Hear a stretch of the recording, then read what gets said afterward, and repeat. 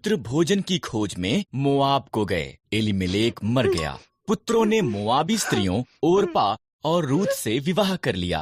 तब पुत्र भी मर गए। तीनों स्त्रियों के पास पति नहीं थे।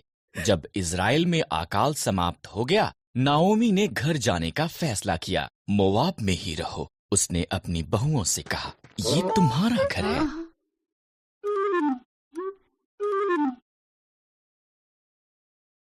ओरपा वहीं रही, पर रूथ ने कहा, जहां भी आप जाओ मैं जाऊंगी। आपके लोग मेरे लोग होंगे, आपका परमेश्वर मेरा परमेश्वर होगा। रूथ और नाओमी इकट्ठे वापस इज़राइल को गईं। ये इज़राइल में फसल के कटने का समय था। नाओमी ने रूथ से कहा कि वो जाकर खेत में काटने वालों के पीछे फसल को बीन ले। खेत एलीमेलेक के संबंधी बोअज का था। बोअज रूथ के पास आया।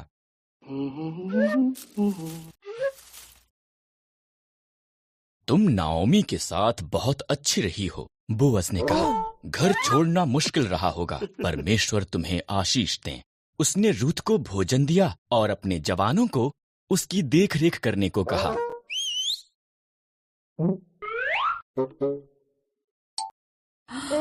रूथ ने नाओमी को बताया कि क्या हुआ था। नाओमी मुस्कुराई।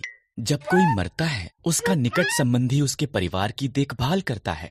वो व्यक्ति उनका निकटतम छुटकारा देने वाला संबंधी है। बोअज हमारा निकटतम संबंधी है। इसलिए रूथ बोअज के निकट रही।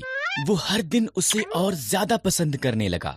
बोअज ने एलीमेलेक की जमीन खरीदी और नाओमी और रूथ की देखभाल की। तब उसने रूथ को उसके साथ विवाह करने के लिए कहा।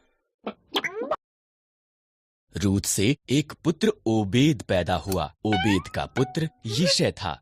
यिशै का पुत्र दाऊद था और दाऊद इज़राइल का महान राजा बन गया। इसलिए परमेश्वर ने रूथ को आशीष दी, ठीक जैसा कि बोअज ने प्रार्थना की थी।